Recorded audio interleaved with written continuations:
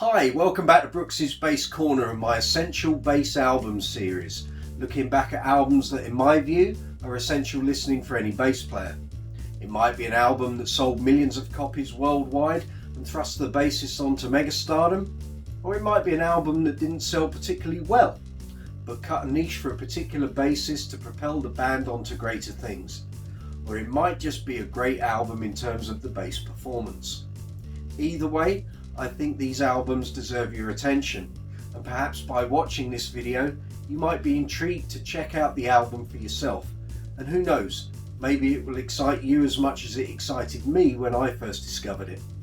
Sadly, due to copyright restrictions, I can't use audio examples from the album, but where suitable I will indicate particular songs and their timestamp that I'm referring to.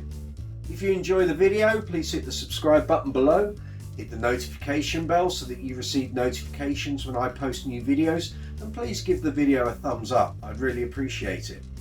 If you have any comments regarding the album being discussed or the video, leave them below and I'll come back to you as soon as I can. On with this episode's album. It's Stanley Clarke's Live 1976 and 1977. Stanley Clarke had released 4 solo albums, including School Days, by the time he took his band on the road in late 1976. And although his tenure in Return to Forever was about to come to an unexpected halt, this album shows no lack of energy, dynamism or spirit, and for many Stanley fans this album captures the great man in his prime, at his jazzy, funky, rocky best.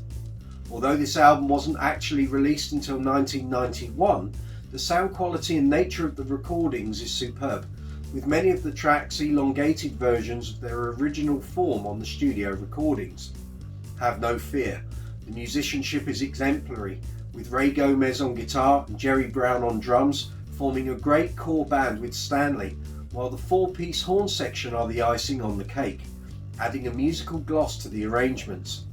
Stanley's electric bass of choice at the time was his beloved brown bass, an alembic 4-string of course, strung with rotor-sound round wound steel strings, Stanley being an early adopter of the super wound range. And in terms of amplification, videos show a mix of Fender guitar combos for the high end, Ampeg cabinets, alembic preamps and Crown power amps, the alembic instrument facilitating stereo splitting of his signal. First up is School Days, undoubtedly his most famous track, featuring his most famous riff. Those strum chords must have been a real eye-opener for any up-and-coming bassist at that time, before hitting the plucked octaves and vibrato at 2 minutes 40, and his bass solo from 3 minutes 41, which features many of his trademark techniques, such as harmonic bends and staccato raking. Another Stanley favourite, Lopsy Lu, follows, a dynamic showcase for his legendary slap technique with a killer groove and a great supportive performance by the rest of the band as he takes centre stage, orchestrating his bandmates. The song slowly builds until he pulls the instrumentation right back before unleashing the horn section at 6 minutes 12.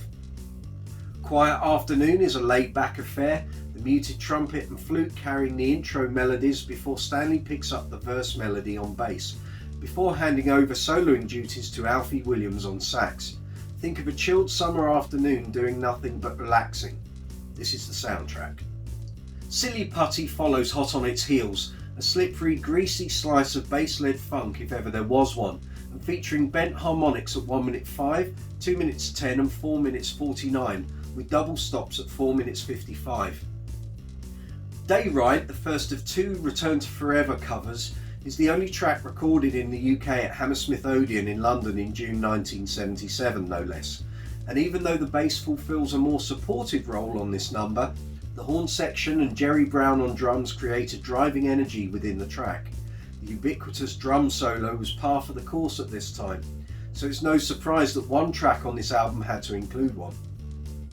Bass folk song number 3 is a duet between Stanley on upright bass and Sting's keyboard player and pianist in more recent times, David Sancious, on piano, an exemplary demonstration of Stanley's extensive upright technique, but at over 13 minutes it offers a significant departure from the electric bass performances preceding it.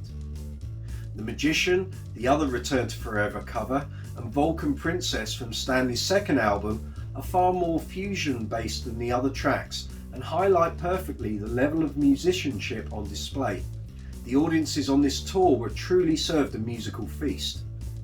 Desert Song was recorded at Electric Lady Studios in New York and features the jazz legend John McLaughlin on acoustic guitar, and although not a live track performed in front of an audience, it fits the mood of the album well.